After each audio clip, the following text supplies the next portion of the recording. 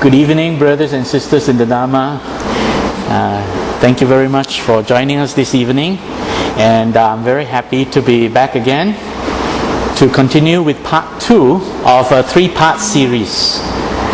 Today's sharing is part 2, and this is basically covering the application of humanistic psychology. What do we mean by humanistic psychology? It basically means the use of the mind in order to cultivate the human being, the human values, how we can improve ourselves as human. So basically it's very centered around the cultivation of human values and human dignity, the human's mind's ability to help us in that respect. So that is the humanistic psychology. And what are we trying to cultivate? It is basically to understand and to practice the Sublime Eightfold Way, which is also commonly called the Noble Eightfold Path. In part 1, I already explained why it is called the Sublime Eightfold Way by my teacher, Venerable Dr. Punaji. So I'm not going to go much more into details about that. Basically, it's more a way rather than a path. A path is like the road. This is not about the road. A way is the journey. This is about the journey. So practicing the Eightfold Way is really about the journey, which means the things that we do, what we understand and what we practice. Not about the path. The path is what is written down and what is stated. So it's not about what has been written down in the sutras or the Tipitaka. It is about how we understand what has been taught by the Buddha and what is it that we do in our daily life. So it's very much on a daily life basis. And I present this in a very modern and scientific way by drawing from psychology and neuroscience to explain some of the Buddha's teachings. Amazingly, the Buddha actually knew a lot of these scientific things, but during his time, it would have been very difficult for him to explain to people about these scientific things. People didn't understand what is the brain, because if Buddha were to say to people, you have a brain, people couldn't understand because nobody had an idea what is a brain. They knew they could think, but that's all, So there are many things that the Buddha would be limited in terms of how he could explain to the people. But as I draw from these scientific findings and try to match with what the Buddha was teaching, it's amazing that I found such almost perfect match. So today I'm going to share with you some of these perfect match between psychology, neuroscience and the Buddha's Dhamma. First, we talk about the way of the Buddha. He taught us the Eightfold Way. As I mentioned, it's the way, right? The journey, the way we understand things and the way we practice things. So these 8 stages of practices, they are not really one by one, but they should be practiced more or less in that flow. But as we flow through the practices, it doesn't mean that just because we have accomplished number 1 and number 2 and we're moving on to number 3, it doesn't mean that we never have to go back to number 1. Because when we have accomplished right view, when we have understood some of the Dhamma, well, we could not possibly understand everything yet. Because if you do, you are the Arahant. So we are still learning. Every one of us, even including some elderly monks, they're still learning every day. So as we understand certain things, we have right view and right understanding or harmonious perspective, and we have right intentions and harmonious orientation, and we begin to practice. During the practice, we begin to realize some of our understanding need to be refined. So we may have to go back to number 1 and number 2. So that's how this Eightfold Way works. As we step through stage by stage and move on deeper and deeper, we realize maybe sometimes we have to backtrack a little bit to try to refresh our view, our right view or right understanding or harmonious perspective. And in some cases, we may even have to refresh our intentions, and we have to refine many things as we go along. So this is how this Eightfold Way works. But when you look at this Eightfold Way, as I have pointed out, and it's very commonly described in a few sutras already, that it is made of different parts. The first two basically deals with the wisdom of the Dhamma, understanding the Dhamma, knowing the Dhamma. So that first part is the initial level of knowledge and wisdom. Right? So with this knowledge and wisdom, we begin to know what to do, and then we start to practice. And it is this practice where we cultivate our behavior that is called SILA. And this is what we're going to talk about today. The cultivation of our behavior. Basically, to help us refine the way we behave in terms of our thinking, in terms of our speech, and in terms of our action. And when we are able to do that, we then begin to practice meditation, and that's where the last three of the Eightfold Way comes in. And that part is commonly called Samadhi. Samadhi is often translated as concentration, but actually the real meaning of Samadhi is really tranquility. I will explain more about this in part 3, so I'm not going to talk much about Samadhi today. We will focus on the second part, SILA. Because in the last talk a few weeks back, we already covered the first part, Panya, which deals with this initial understanding of the Dhamma with right view, and initial understanding of what we should do, that is harmonious orientation, right intention, our intentions to do something. So that was already covered in the last talk. So we'll talk about SILA. SILA is commonly translated as morality. And that's a fairly accurate translation. But it has a much deeper meaning. So today we're going to look at this meaning of SILA from psychology perspective. I'm not going to be talking much about what you probably would hear from other people talk about SILA, where it is very much on a religious or a spiritual or a doctrinal discussion about what is the right thing to do, what is the wrong thing to do. I'm not going to go into that. I'm going to explain to you from a fresh perspective, probably you've never heard this kind of things before, what it means to practice SILA. And the first thing we have to talk about is to understand how all this came about.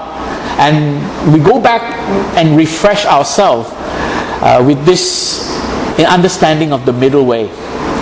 When Buddha first became awakened or enlightened, he gave the first sermon to his 5 ascetic friends. And the first thing he spoke about to them was about these 2 extremities.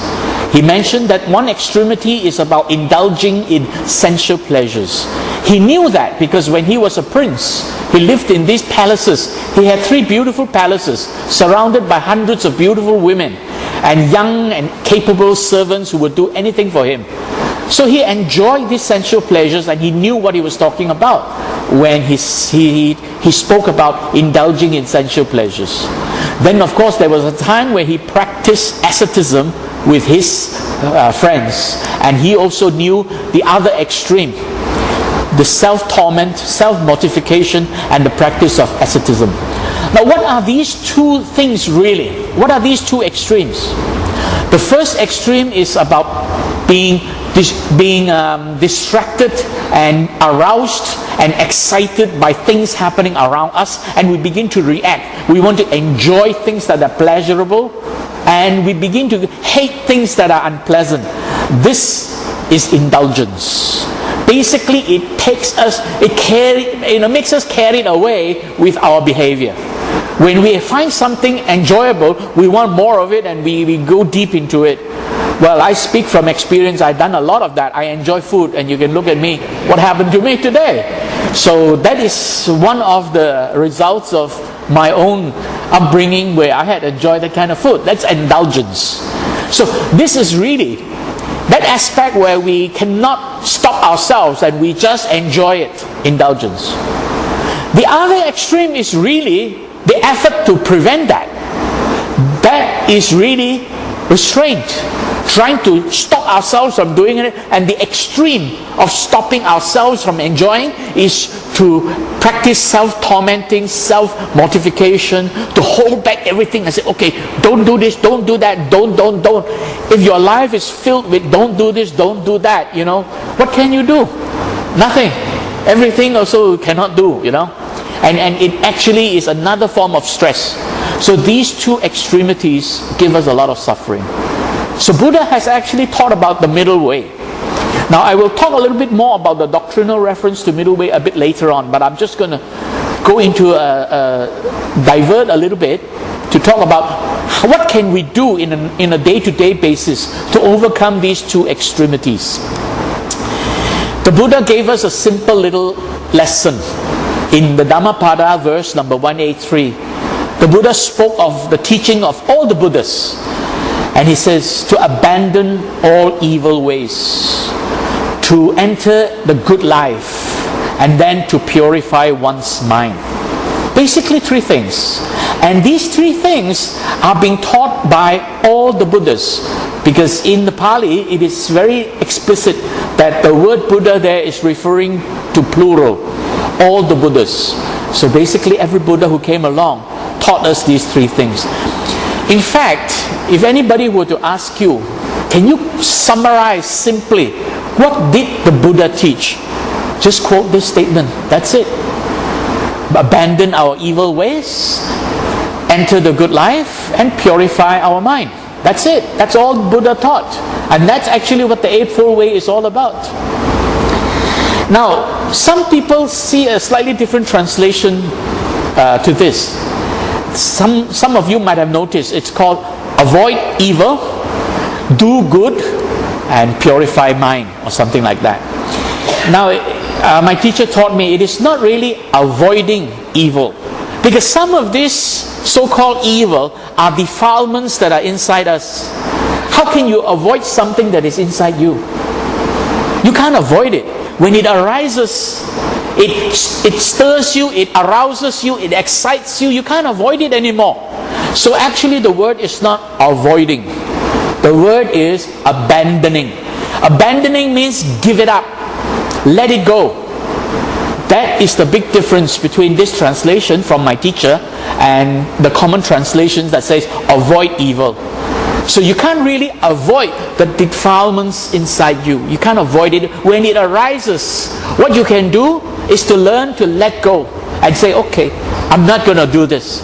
See, you're not avoiding it, you're just not indulging in it. So it's really abandoning these defilements that arise.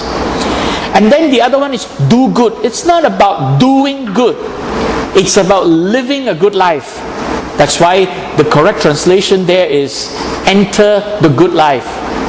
That means you go into a life filled with good deeds, a life filled with harmonious actions, wholesome thoughts and wholesome actions, wholesome thoughts and skillful actions. That is what enter the good life is. It's not about just doing good. Doing good, some people say, oh, I do a bit of charity, then I have solved the problem, then I am now a good person just because I did some charity. That's really not what it's all about. It is about changing your life and entering the good life. So these are the 2 things we're going to look at this time in part 2. Part 3, we will look at the third one, purify one's mind. So we're going to look at abandon evil ways and enter the good life. Now, when the Buddha taught these things, he was teaching what is called Dhamma. And a lot of people have heard the translation of Dhamma, the word Dhamma, to mean the truth. But actually the real meaning of Dhamma is not the truth. The real meaning of Dhamma is this thing called experiential realities. The word Dhamma actually means experience. It doesn't mean the truth. Because when you say something is the truth, then what you're saying is everything else that is not that must be false. Right? You can't have multiple truths. So when you say, oh, this is the truth, then you're saying if you do something else, then it is false.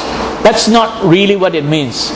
The Buddha Dhamma is really the experiential realities of the Buddha, what he had experienced, what he had learned, how he had understood the realities of life during his awakening, he could see the realities of life, and he was teaching us what he had found out. So he was really teaching us from his experience, not some godly doctrines that say, oh, this is the truth, everybody must follow it. That's not what he was teaching. He was teaching us his own experience, and he lived a life to show us the example. This is why we take refuge in the Buddha, because of his virtues, because of the example he had shown, because of the life he had led. And we also take refuge in the Dhamma, which is his teachings, the experiential realities that he shared with us, which was very fortunately documented in the Tipitaka, and it is in writing. We are able to read about it in the sutras. And even more fortunate, we also take refuge in the Sangha, the community of renunciates who have understood, who have learned and understood and practiced the Buddha's teachings. And they show us the way, and they help preserve the essence and the importance of the Dhamma, and they propagate the Dhamma. So we take refuge in all three. The Buddha, because of his virtues, because of the way he led his life. The Dhamma, because of what has been taught that help us learn to be happy, peaceful, and tranquil. And also we take refuge in the Sangha, the community of monks and renunciates who preserve the Dhamma and who propagate the Dhamma and show us the way. So we're very fortunate to have this. So today we're going to look at this abandon evil ways and entering the good life. So first we will take a quick look at abandon all evil ways. Now this translation is very precise. Abandon instead of avoiding, that I have already explained. All evil ways, not some, not a little bit of this and a little bit of that, but all. Why? What is the root cause of all these things that arouse the evil actions or unwholesome actions? All because of emotions. The Buddha pointed out in this sutra, in Samyutta Nikaya, basically he pointed out, emotions dominate the world. Emotions create distress. Distress is this mental suffering, not the physical suffering, but the mental suffering. There is already physical suffering, but this is a mental suffering created by our emotional reaction, emotional excitement and emotional reaction. Emotions create distress. Emotion is that one thing to which all are spellbound. Every person in the world is being captivated by emotional excitement, emotional reactions. Some of you may have experienced it recently, and you probably are still experiencing it in your email and Facebook and everywhere, talking about red shirts, yellow shirts. It makes us so emotional, when we read about it and we see some of the comments being spoken about other races and this race against that race, and it makes us angry. All these are emotions. So basically, red shirt and yellow shirt issue is nothing but a whole lot of emotional conflict going on between people with different ideologies, the people with different understanding of the realities of life. I'm not saying who's right, who's wrong. We probably have an idea who might be right and who might be wrong, but I'm just saying there is a conflict between two groups of people, and that arouses emotions in everybody, including people who are not directly involved in it. We read about it, we get excited. We read about it, we get angry. Sometimes we read about it, we feel hatred, All that is emotions, and that captivates us, that controls us. We're going to learn to tame it. We're going to learn to let go. So how do we do that? First, let's take a look at the process, how emotion actually disturb us. So before I talk about taming emotions as part of this cultivation of goodness, it is important to understand how this emotion first disturbs us. When we have things happening around us in our environment, all these activities stimulate our sense organs. right? We have eyes, ears, tongue, nose, and body, where we are able to see, hear, smell, taste, and touch. So all these activities in the environment stimulate various sense organs. And when they stimulate our sense organ, we begin to have a perception of what is happening out there. This perception arises because we are able to see, we're able to hear, we're able to smell, we're able to taste, and we're able to touch. Then we form this idea in our head. What is it that we have seen?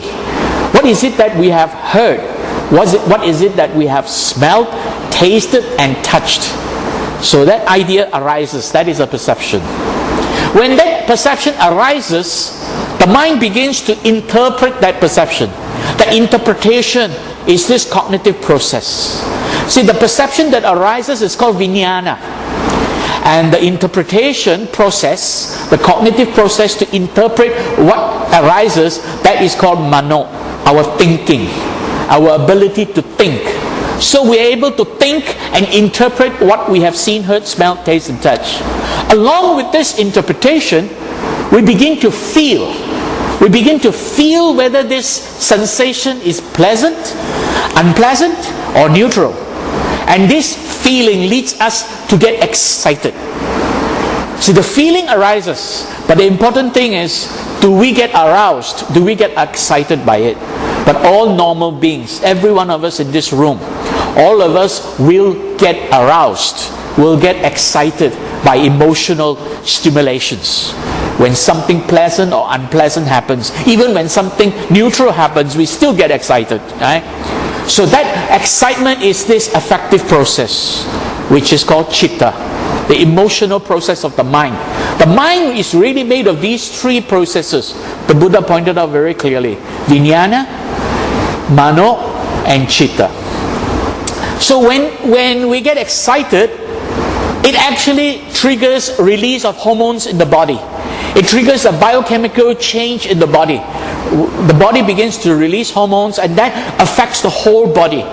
So there is tension in the body, and this tension in the body is some kind of a stress, and this is really dukkha.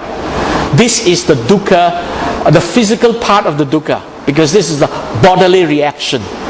The first part of emotion is the bodily reaction. This bodily reaction this reaction in the body is a physiological disturbance. And this is what excites us or angers us. When the body feels uncomfortable, we begin to feel unhappy. When the body feels certain pleasures because of pleasure hormones, we feel very shocked. So we can either feel very angry because something uncomfortable is happening, or we can feel very shocked because something pleasant is happening. This is a physiological disturbance called stress, the physical part, which is called dukkha. Now, dukkha is used differently in different contexts. In this context, right, in this particular context, here dukkha really means physical pain or physical stress, the physical part of suffering, dukkha. Along with this dukkha, the mind begins to try to interpret this feeling now. Now you're no longer interpreting just what you're seeing, hearing, smelling, tasting, and touching outside. You are also now beginning to interpret what's going on in your body. And this interpretation arouses your memory, your imagination, your expectation.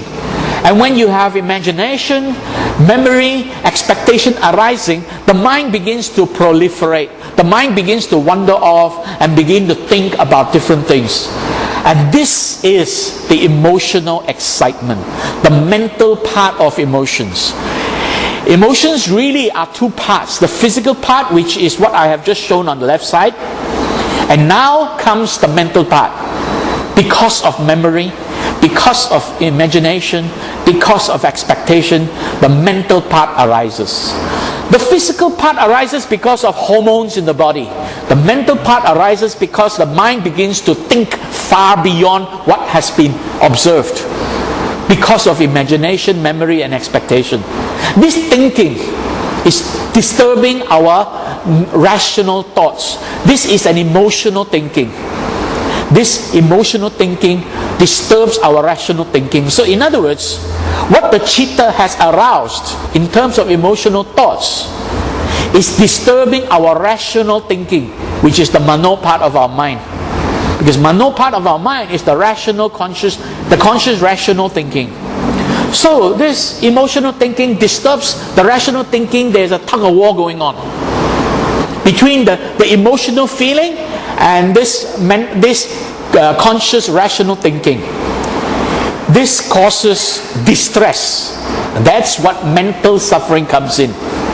Mental suffering arises because of this tug of war going on. Domanassa is the mental suffering. So in this context, the Buddha spoke really of 5 different stages of suffering. Right? The first is Sukha, Parideva, then Dukkha, Domanassa, and finally Upayasa. So this is the Dukkha, Domanassa part. The physical stress and the mental distress. So this tug of war between feeling and thinking is really disturbing us, making us getting more and more emotional. The more it is allowed to continue, the more emotional we get. That's the human nature, right? The way we react. Now let's take a look at what scientists have to say about this tug of war going on. Now when you have this tug of war going on, right, this is really a form of psychological condition called cognitive dissonance. Cognitive dissonance means the mind, the cognitive part, the thinking of the mind. Right? Dissonance means being pulled in opposite directions. The mind is being pulled in different directions. That is what cognitive dissonance is about. Between feeling and reasoning. Feeling, which is the emotional part, and reasoning, which is the thinking and the rational part, they are pulling in opposite directions. And this is disturbing the mind. We are not able to think clearly now. Now, I mean, all of you would know whenever we make a decision, we often have a decision that we can make based on pure, conscious, rational thinking, or we can make a decision based on emotional feelings, or a balance between the two. But whatever happens, when we have these two pulling in opposite directions, between emotion and between thinking, which one wins most of the time? Which one wins, emotion or thinking? Emotions, basically. Why? Right? See, what happens is when feeling and reasoning are pulling in opposite directions, emotion wins almost all the time. And we make decisions based on our emotion, and then we are very smart human beings. We then use our intelligence to justify the emotional decision we just made. That is what we do with our thinking. Now, why does emotion win almost all the time? There is a scientific explanation behind it.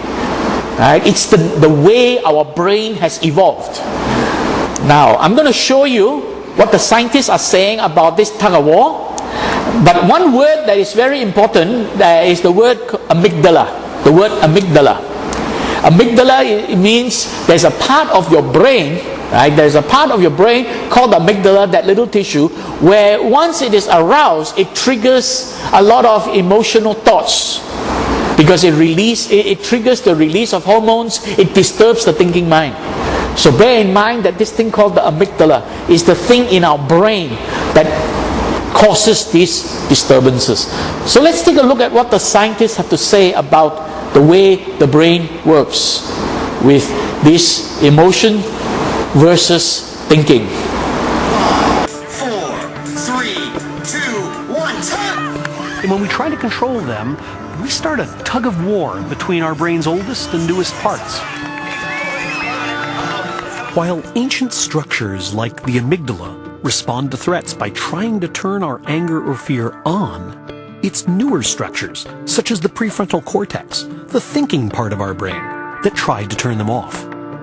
It's the tug of war between these two systems that gives rise to our emotions. At New York University, neuroscientist Joseph Ledoux has studied how the amygdala and the cortex shape our emotional responses. You know more about the amygdala than anybody alive, and you still can't control yours. No. Why? Now, there's an interesting thing, again, that has to do with the wiring of the brain. This is, if we could just look at it here. So this is the human brain inside a skull, And the prefrontal cortex is here in the front, right behind your forehead. And that is the newest part of the brain. This is where we make our decisions, this is where we plan for the future and strategize. The lateral prefrontal cortex has no connectivity with the amygdala. The amygdala has superhighways to talk to the cortex, but the prefrontal cortex has only back roads and side streets to get to the amygdala. And therefore it is unable to tell the amygdala, cool it. But why are there no connections? We're in the process of evolving as we speak, and those connections have not been put in yet. This thing was built to do fancy things cognitively, not necessarily to control our emotions. So our brain actually is evolved to do fancy things cognitively, to be able to think up new ideas, create new gadgets like cell phone and cameras and computers and things like that, but not necessarily to control emotions. And why is it that we can't control our emotions? That is because in the emotional part of the brain, the amygdala has very strong connections going to the thinking part of the brain, which is the front here, the frontal lobe, and just behind the eyebrow part, that is the prefrontal cortex, the main part of our thinking brain. So the amygdala has very strong connections going there. So when the amygdala is aroused, it is sending a lot of negative messages or emotional messages disturbing our thinking brain. And when that happens, the thinking brain cannot think rationally, cannot think calmly anymore. So the important thing is to learn how to calm this emotional process. Now a lot of people use an incorrect word to describe how to stop that. They say control the emotion. We can never control emotions. We can learn to tame the emotion, calm it, calm the emotions, not stop it. You can't stop it. You can cultivate your mind to stop the mind, and by stopping the mind, it stops the emotion. You can cultivate the mind to tame your emotions, and then by doing that you actually bring the emotional part of your mind to a level of calmness. That's what you can do, and meditation helps you to do that. So hopefully in part 3 I'll explain a little bit more about how meditation can help us tame our emotions. So the important thing now is to realize that it is emotion that is disturbing us. So now coming back to this middle way now, what can we do about it? And Buddha of course pointed out the first part is this indulgence, and then the other extremities is this restraint. If we try to practice either one of these two, it's not going to help us, right? And a lot of people say, oh, then there must be a solution. But Buddha did point out there is a solution. He calls it the middle way. Now some people think, oh, the middle way means a balance between the two. No, it's not. A middle way is not trying to balance between indulgence and restraint. That is not. Trying to balance that, it's called compromise. The middle way is a solution by itself. And what is the middle way? The middle way, the main gist of the middle way is conscious relaxation. Learn to relax the body and calm the mind. And then introspective attention. Bring your attention inwards. Introversion of attention. Bringing your attention inwards. And then cultivating mental equilibrium. Samadhi. Cultivating this serenity of mind or stillness of mind. So that is really the middle way. And this middle way, the Buddha has taught us the 8 stages, the sublime eightfold way. That's why we use the word way. It's about understanding and practice. It's not about the road or the map, but it is about the journey, how we traverse the journey, the practice. So practicing the sublime eightfold way is the way to help us achieve this middle way. Not trying to compromise between indulgence and restraint, because some people have this idea, oh, I indulge a little bit, but never mind, I restrain a little bit, oh, then I'm doing okay. That's not the way. That is just a compromise. That is not the middle way. So what is the middle way then? Before we take a look at the middle way, the cultivation of morality and goodness, we must understand what is the other extreme, the badness, the thing that makes us indulge. So let's take a look at the science of indulgence and how lust and greed is being studied by scientists. The brain scientists here are explaining to you how this lust and greed arises. And I mentioned to you before earlier on this very important word, the amygdala. This is the part of the brain, as soon as it is aroused, it triggers a lot of reactions in the brain that causes various hormones to be released and disturbances inside the brain. Then you can't think rationally. Your judgment is then prevented. You cannot make good judgment anymore. So let's take a look at what the scientists are saying about this science of indulgence. In Seattle, Washington, scientists are attempting to map the exact neural architecture of human sexuality. Dr. Ken Maravilla investigates how lust and sexuality affect each part of the human brain. He uses two technologies. One is the MRI machine. The other technology is a simple DVD player. Our subjects are presented a stimulus that consists of sexually explicit scenes that promote their ability to become aroused in the magnet. The experiment is simple. Subjects are shown neutral videos to get a baseline. Then, images become more sexually explicit for several minutes, while Maravilla and his staff voyeuristically watch as the subjects' brains change. We have areas in the frontal lobes that are associated with reward and pleasant feelings, and these become active with arousal. The amygdala often becomes activated, and this is one of the decision-making, evaluative areas of the brain. The MRI shows that as subjects are sexually aroused, there is an intriguing corollary to the new findings. We also found that certain areas of the brain seem to become less active, and there appear to be areas that are related to a moral judgment, of inhibition, if you will. When the lust areas of the brain light up, the judgment areas of the brain begin to turn off. The conclusion? The more aroused a person, the less access they have to clear judgment. It would seem that science shows a direct connection between lust and poor judgment.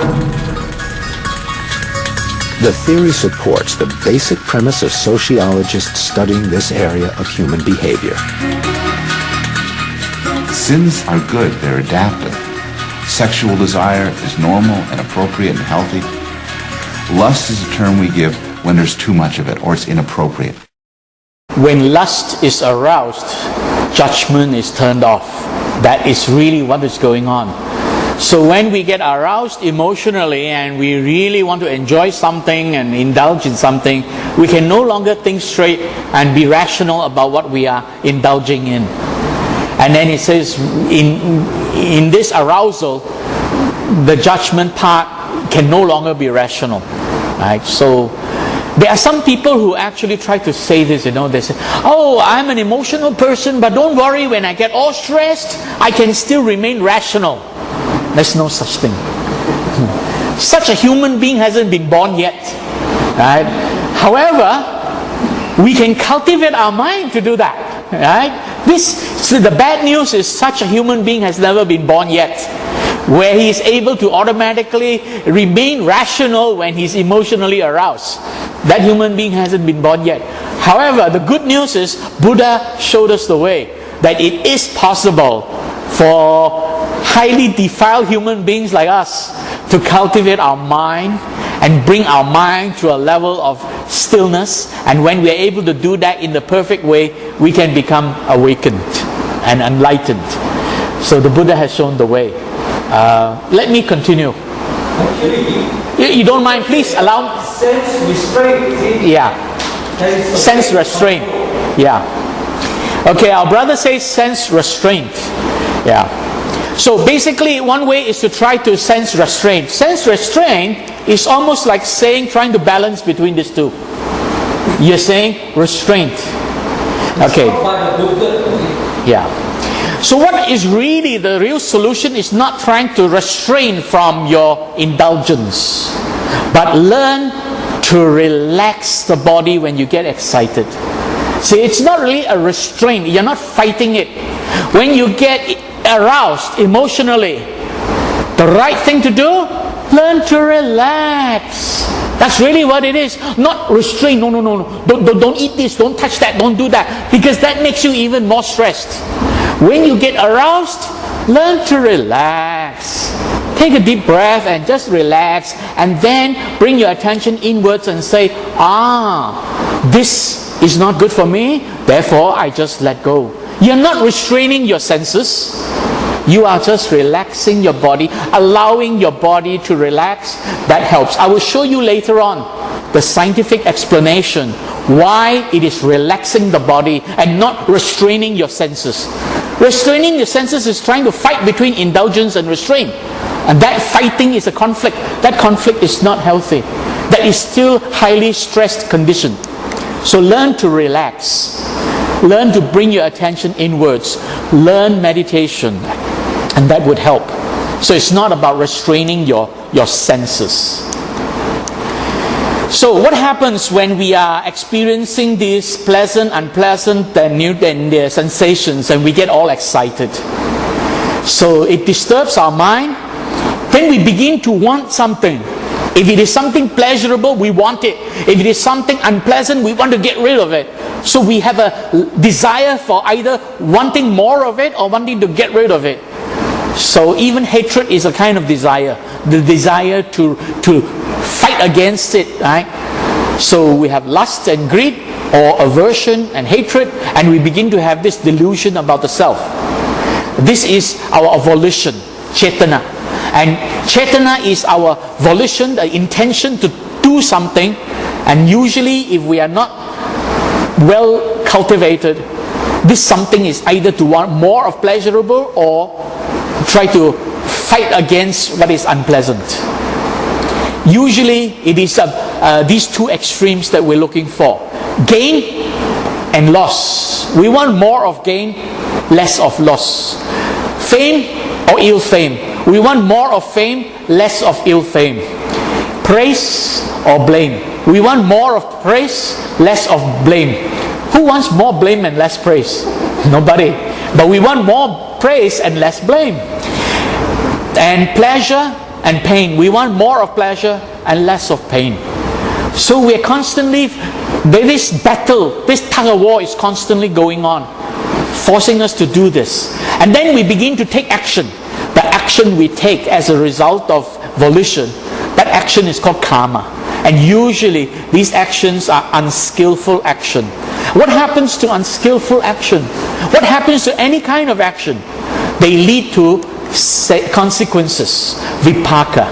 And these consequences come back to haunt us because they then affect our life. Somehow they will, the consequences will ripen. And this ripening of this vipaka will come back and haunt us. Most of the time within this life, but sometimes it carries on to the next life.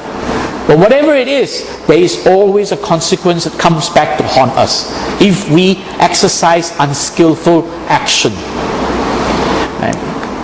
So, what are unskillful actions? Unwholesome karmas. The Buddha explained that there are 10 very specific unskillful actions.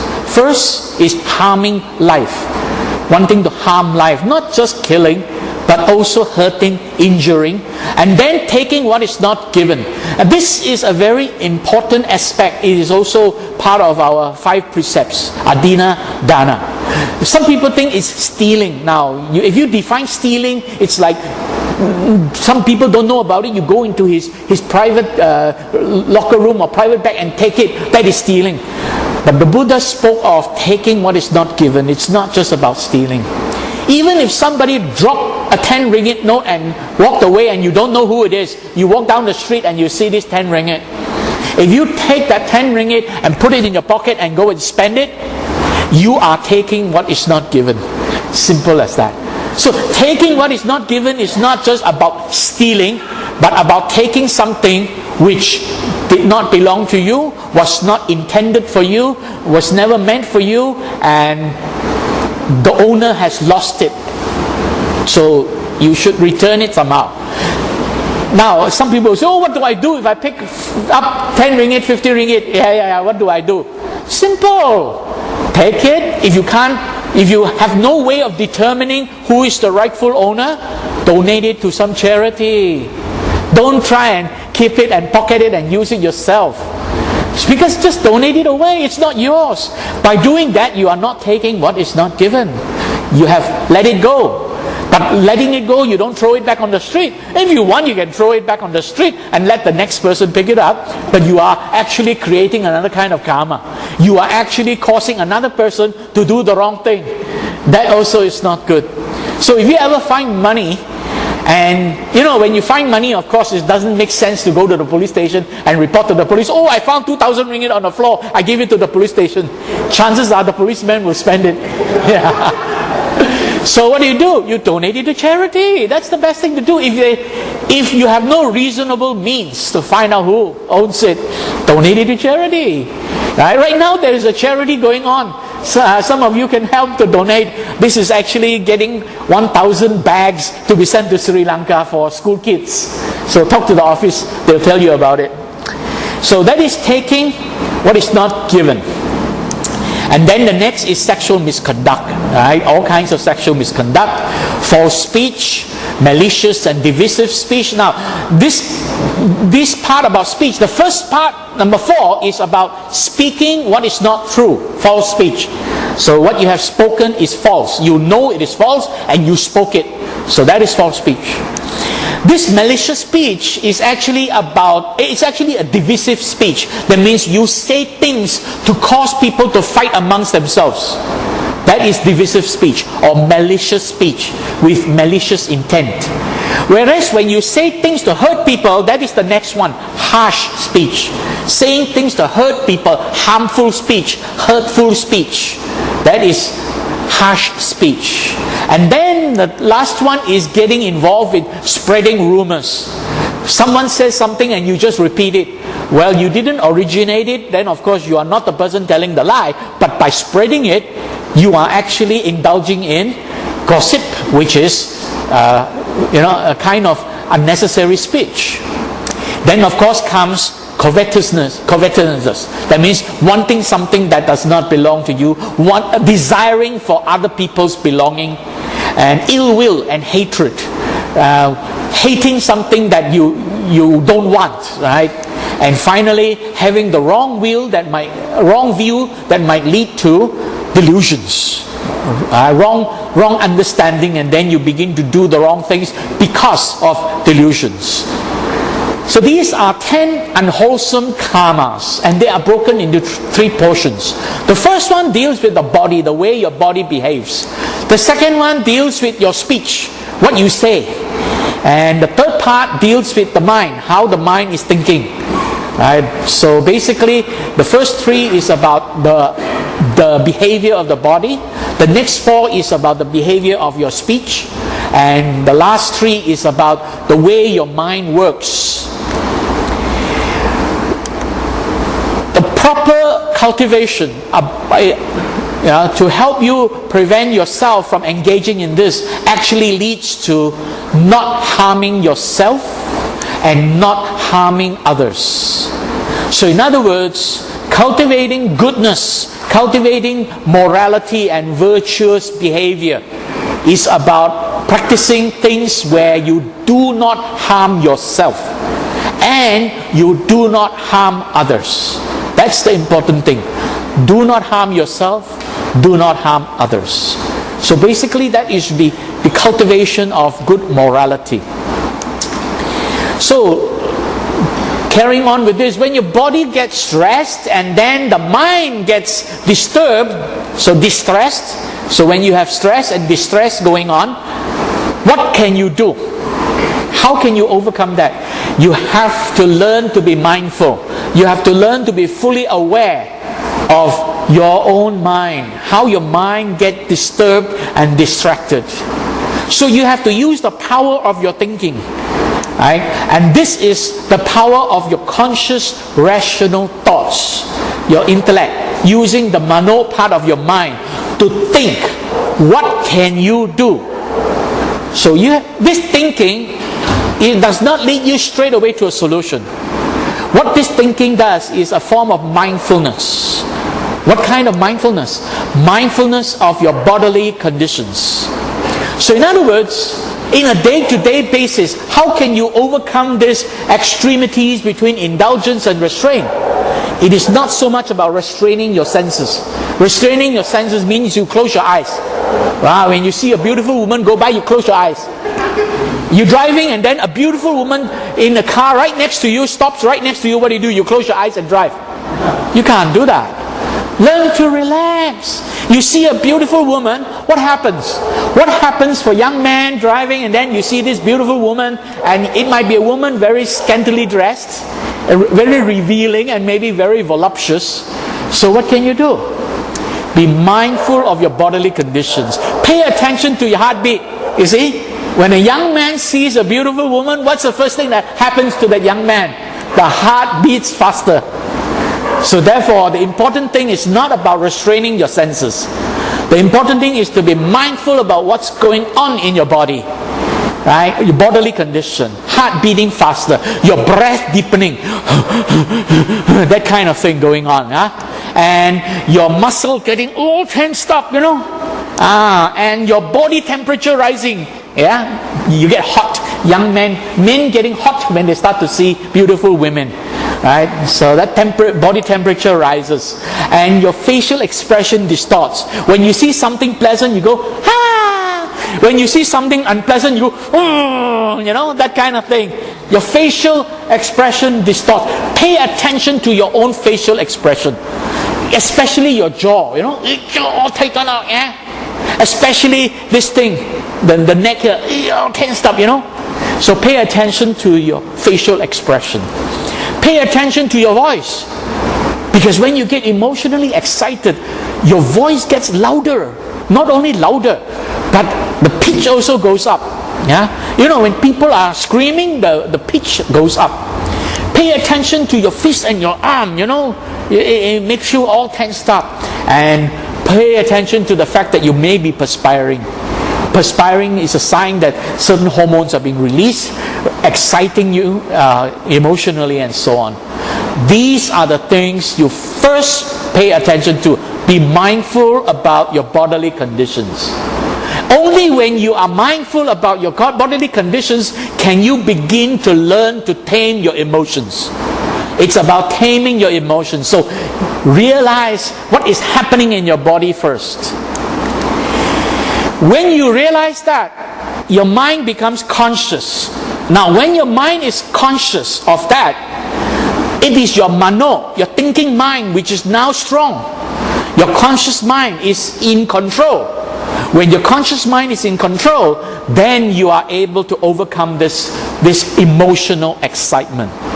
What do? First, you pause. When you get emotionally excited, don't react right away. Learn to pause.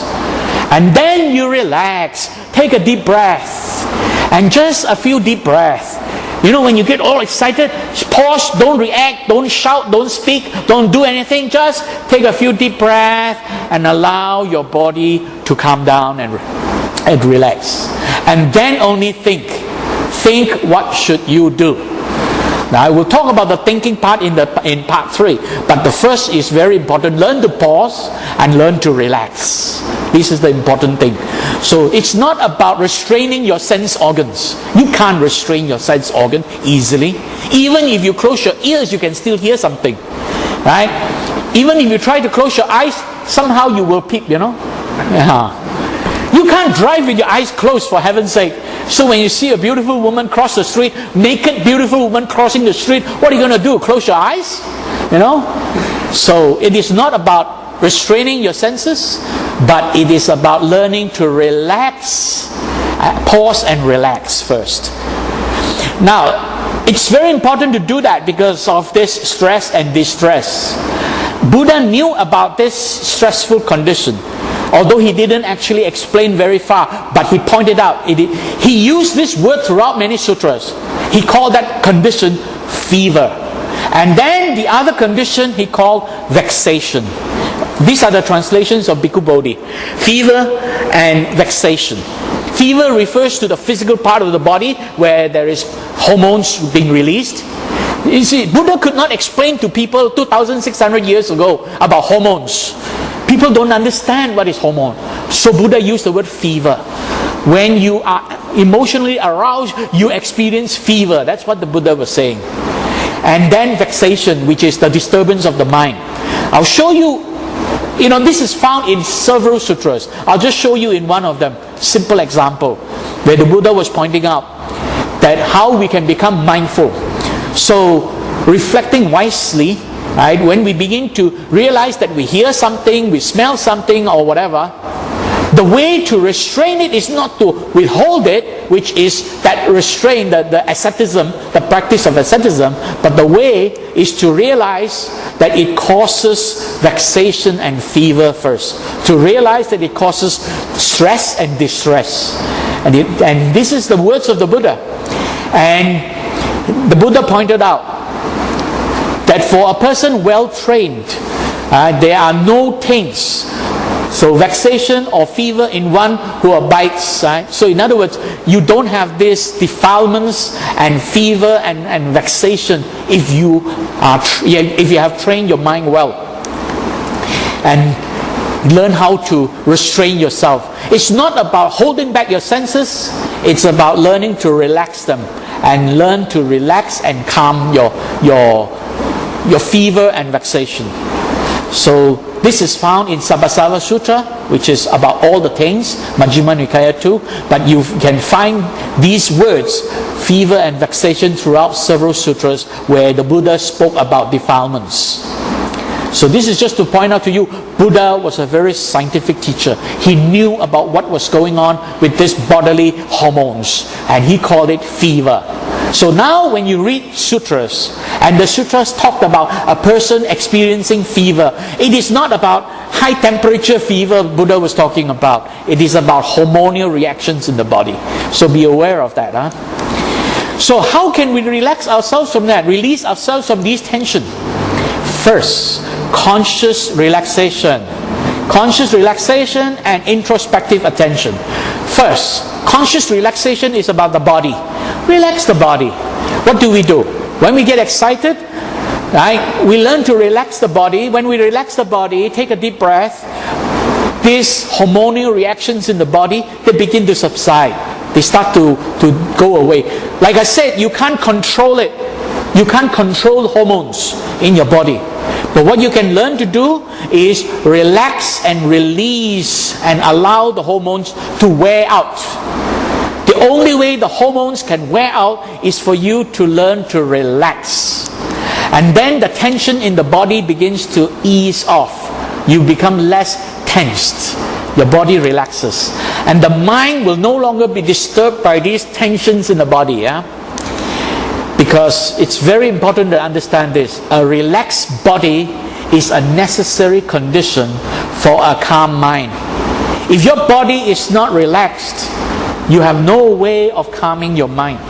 No matter what you do to try to calm your mind, if your body is not relaxed, it is all tensed up, these hormones will continue to disturb your mind. So the best thing to do is to learn to relax the body. And then the next part, calming the mind. Calming the mind is introspective attention, mindfulness. The Westerners call it mindfulness, but mindfulness is kind of difficult to sometimes explain because different people have different ways of explaining the meaning of the word mindfulness. But what it really is, the Buddha taught, is the word sati. That is introspective attention. Bring your attention inwards and realize what's going on inside your mind. This realization will help you because your relaxed body will help you. Your relaxed body suggests there is no threats, so the mind is able to calm down. And this conscious focused attention inwards will then help you cultivate wholesome intention. You start to ask yourself, what can I do to help myself in this situation? See, once you learn to relax, you are able to think rationally. But until you are able to relax, your body is all excited, this amygdala is going on, lust is aroused, your rational thinking is shut down. So now, by relaxing, your rational thinking returns. You are now able to think rationally. And there will not be any more emotional excitement because you are now thinking rationally. You're no longer thinking emotionally. The mind calms down. And when the mind calms down, there is no further arousal of these hormonal reactions in the body, right? Biochemical reactions. This is the solution. Right? It's not about trying to stop your sense organs, but it is about relaxing your body so that your sense organs will no longer continue to be aroused. Because the first part helps you break this hormonal disturbance in your body, the dukkha, right? The stress. The second part helps you calm the distress in the mind, the domanassa.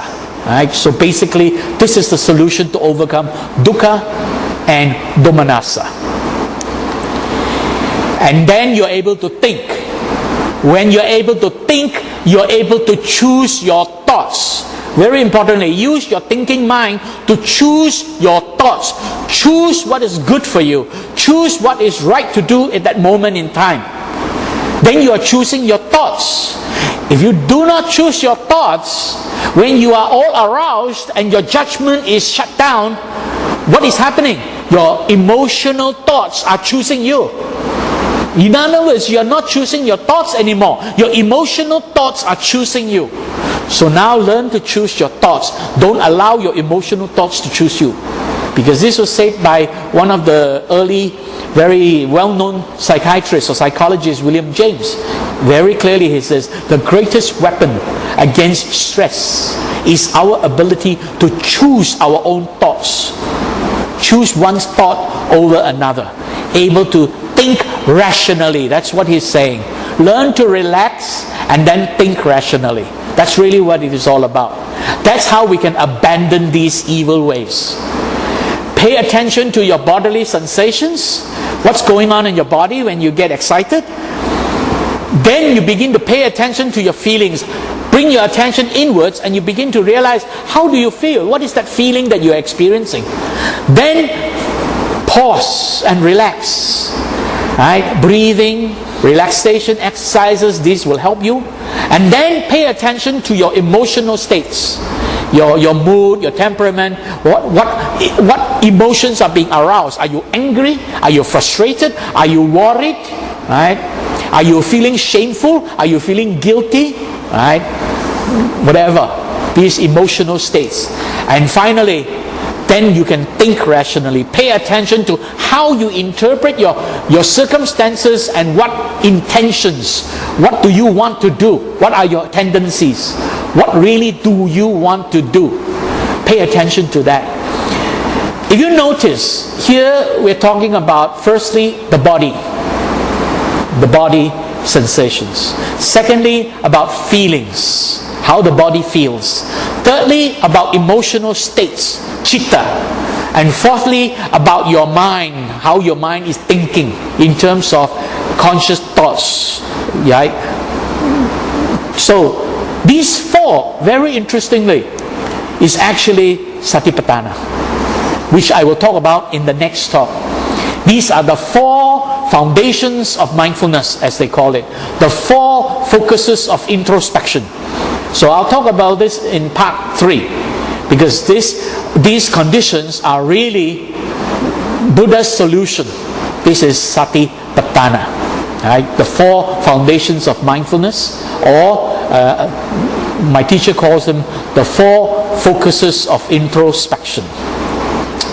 So we have now talked about abandoning evil ways, the middle way, by learning how to pause At this, allow time for emotion excitement to subside. Right? Take a deep breath and allow your body to calm down and your mind to calm down. Learn to relax. Taking deep breaths, relaxing, consciously compose the mind, and then you're able to focus on a proper response, and then you can think rationally.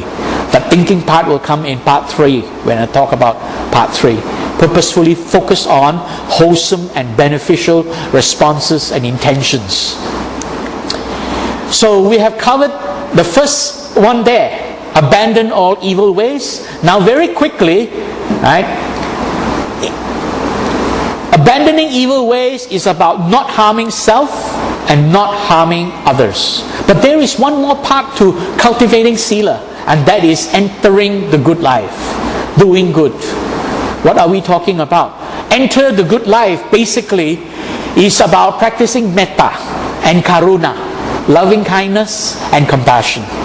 But a lot of people think, okay, I want to practice metta and karuna. You cannot, in your normal daily basis, when you are excited by things happening around you, you can't straight away jump to practice metta and karuna. The correct and the more useful and beneficial and productive way to practice metta and karuna is first to focus on yourself. Focus on yourself and be grateful for what you have. Before you think about helping other people, help yourself first. Realize for yourself what are the things happening in your life. Be grateful for the good things you have. May I be peaceful. May I be free from suffering. Be grateful for that. Because with this gratitude, you're able to recognize, you're able to appreciate, and you are able to be thankful for the good things that is happening to you, for your good fortune, for your blessings, and for your meritorious conditions that you are experiencing at that moment in time. Because without that, you can't go out and help other people. If you are suffering, can you go out and help other people and relieve people of suffering? Very, very difficult. So, first, help yourself. Be grateful for good things. And then you begin to direct your attention to what other people are experiencing. These two, number 1 and number 2, will help you condition your mind to be ready to practice metta. Without these two, you can't jump from emotional excitement straight away to metta. So now you begin to empathize with what other people what is happening to other people. You see other people suffering. Have empathy. What is empathy? Not sympathy. What is sympathy? When you see other people are suffering, you feel very bad. Oh, I'm very sorry other people are suffering. That is sympathy. What is sympathy? Sympathy is self-centered. It's about your feeling. Other people are suffering and then you're feeling bad about it. Come on, if other people are suffering, do they care about how you feel? They are suffering. So it's not about how you feel. It's about understanding how other people are feeling. That is empathy. Empathy is understanding how other people are feeling. Empathy is not looking at how you are feeling about it. So a lot of people think, oh, I do good because I feel so bad when people are suffering. Then you are not doing good because of metta. You are doing good to solve your own self-centered, unhappy feelings. In other words, you are doing good to make yourself feel better, not because you want to help other people. So empathy will make you realize what other people are going through. Be mindful and recognize other people's suffering and empathize. Realize how they are feeling. Empathize with their unfortunate predicament. When you begin to realize that, then you are ready to practice metta. And then you begin to have this aspiration. Metta. Metta is the aspiration to want to relieve other people of their suffering. Metta is not to relieve yourself of your suffering. You see, a lot of people want to help other people because they want to relieve themselves of their own painful feeling. Oh, I feel very unhappy, people are suffering, so I do good so that I feel better, It's all about the I. But it is not about the I. Metta is about other people, how we can help other people. Right? So aspire to relieve and heal other people of suffering and hardship, and then do it Compassion is the practical part, the action part. Compassion is really the action part. The deepening of the empathy, the deepening of the metta, and then transforming that deepening into action. Compassion in action. If there is no action, there is no compassion. Right? It's just theory. Right? You want other people to be free from the suffering, but you're doing nothing about it, then there is no compassion. Compassion is to reach out. Reach out to other people with kindness. Right? Understand how they're suffering in empathy and metta, and reach out to really help them. And extend beyond yourself to be of service for the wellness and harmony, the well-being and harmony of one and all, self and others. Right? So that's really how we can enter the good life. So the first thing is to be grateful, and then to have empathy towards other people's suffering, and then to aspire to want to relieve others of suffering, and finally to actually do it, transform it in action. That is how we can enter the good life. It's not about doing good deeds once in a while. It's not a part-time thing. It's a full-time thing. Right? So let's take a look what scientists have to say about this aspiration for selflessness. You'll be amazed. It actually, when you have this aspiration to help other people, you are the first person to benefit from it. So let's see what the scientists have to say about it. If we show people this picture and we ask people to have the aspiration that this baby will be healed and will be free from suffering. Thank you. Thank you very much. What does that do to the brain to have that kind of aspiration? And it turns out when people adopt that kind of attitude, it changes their brain. And so there's a part of the brain called the amygdala, and that's shown in blue.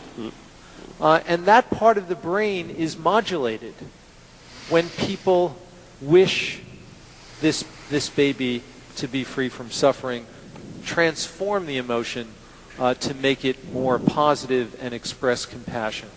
And so there's now good evidence to suggest that the brain changes in response to this kind of training. People differ in how skilled they are at voluntarily regulating their emotions. And when people are better able to regulate their negative emotions, they show less activation in this part of the brain, the amygdala, and it's also associated with more activation in a part of the brain in the prefrontal cortex. Now it's a little bit complicated to try to figure this one out, but I'm going to make it very simple for you. Aspiration of selflessness.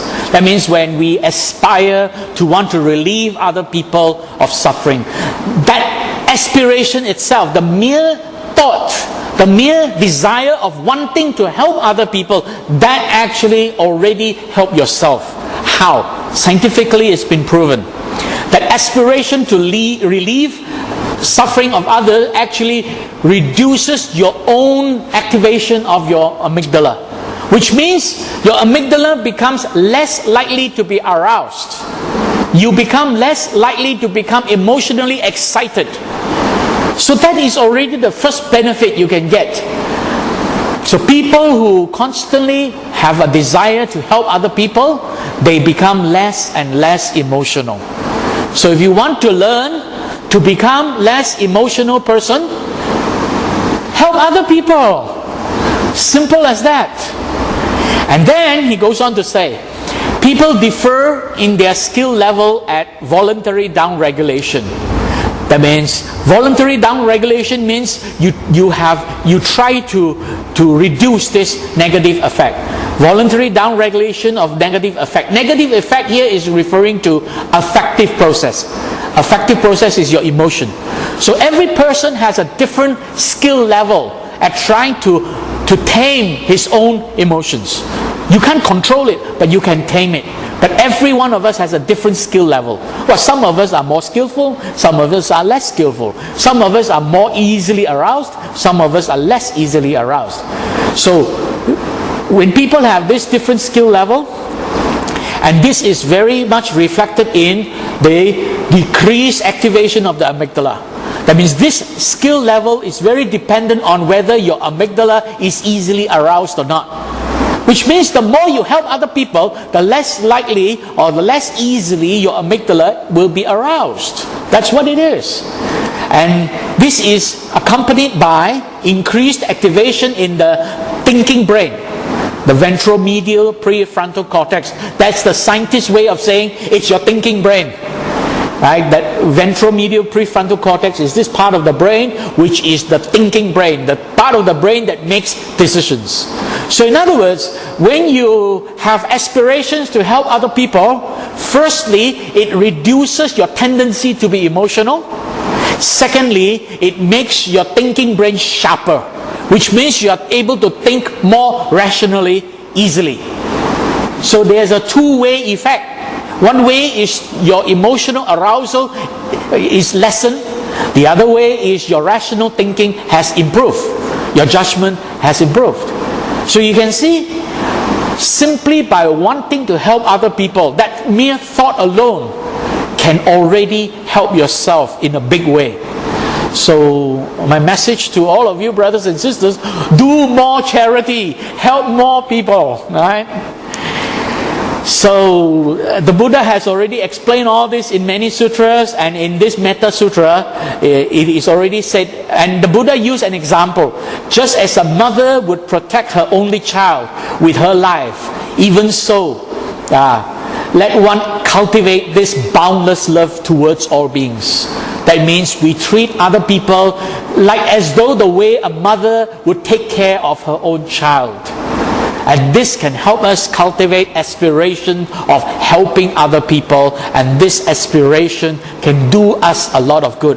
Why? There is a scientific explanation behind that. Not only what the scientists are saying about the way the brain changes, but there is something else that's going on. It's a kind of hormones called oxytocin. Now I'm going to extend a few minutes, if you don't mind. We will drag on a bit, but I'll show you this. Very importantly, there is this hormone called oxytocin and vasopressin. Not all hormones are bad. These are good hormones. These are the best hormones. The more you have, the better it is. So let's take a look at this hormone. This is a hormone of empathy, hormone of bonding, right?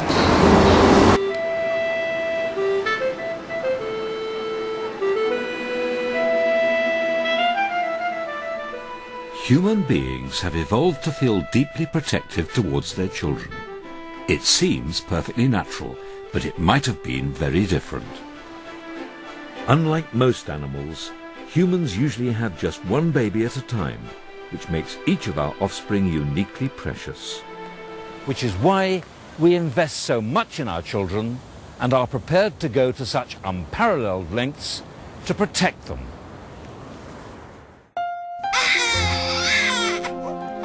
Millions of years of evolution have made us all loving parents. Right from the moment of birth, our brains and bodies help us bond instinctively with a newborn child.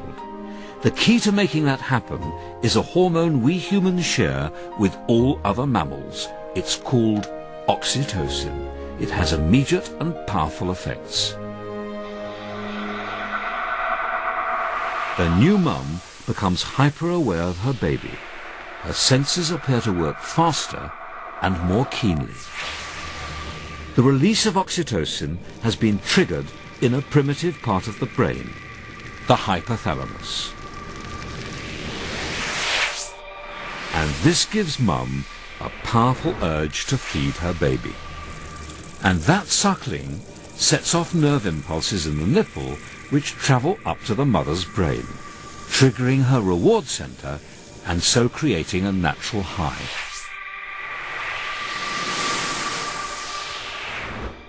Mum soon learns to recognize the unique smell of her baby, and each time she smells the baby, more oxytocin is released.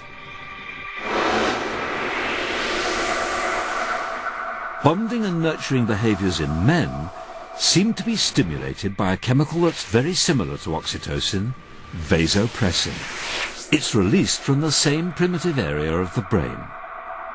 And new fathers also have a nose for their newborn baby. The scent induces a feeling of calm and can make men less aggressive.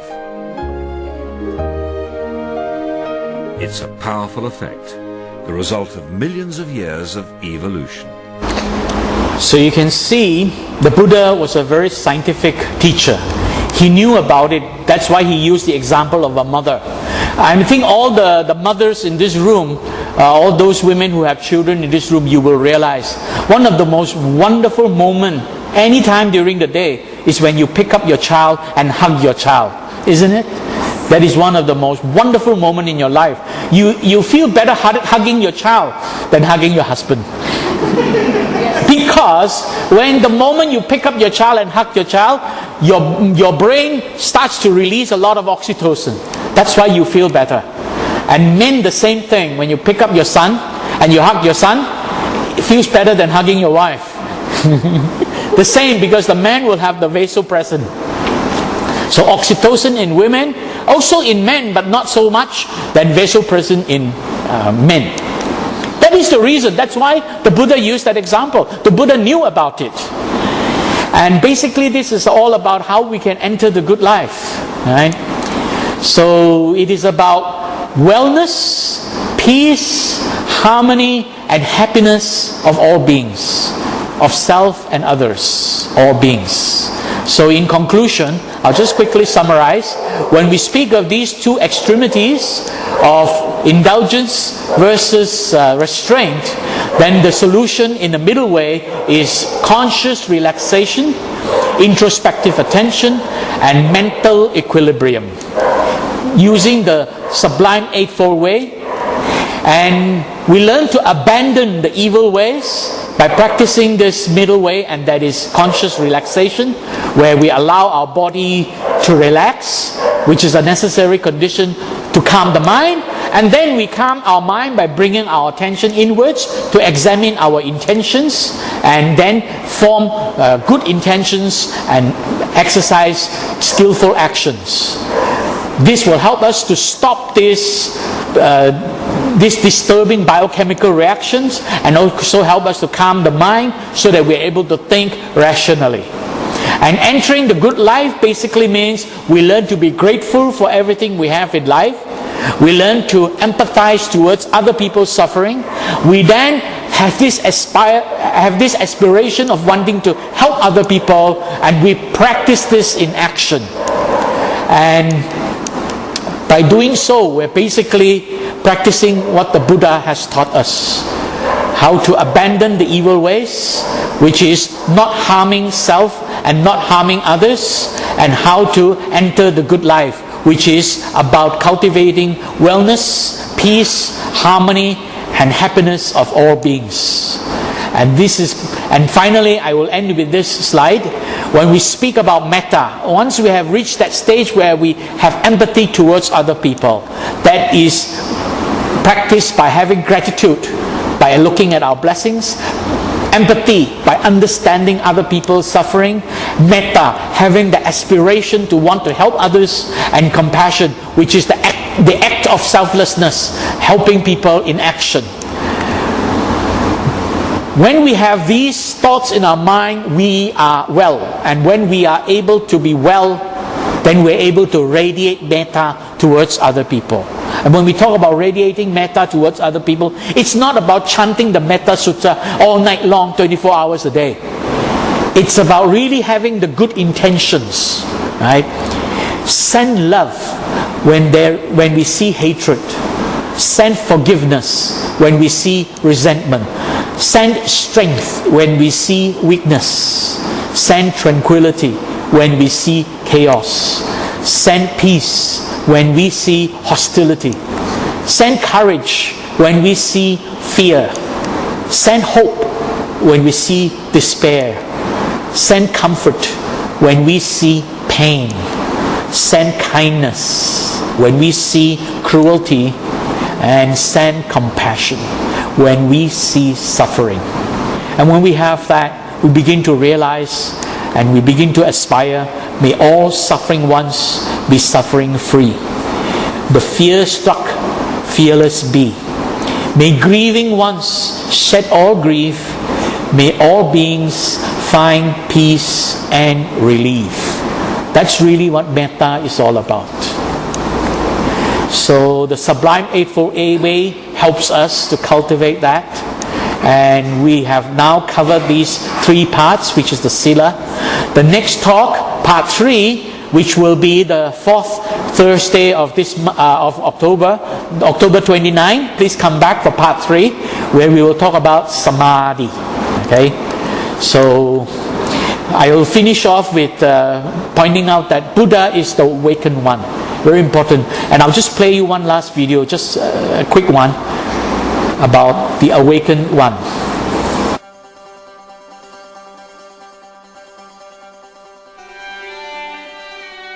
There is a story of a Brahmin who one day found the Buddha under a tree, calmly meditating.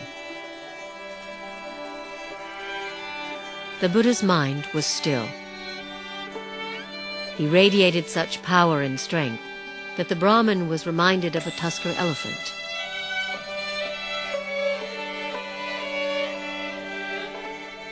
The Brahmin asked him who he was. Imagine a lotus that had begun life underwater, the Buddha replied.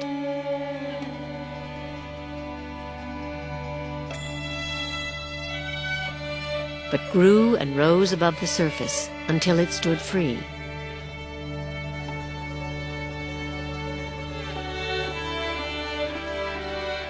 So I too have transcended the world and attained the supreme enlightenment. Who are you then? The Brahmin wondered. Remember me, the Buddha said, as the one who woke up.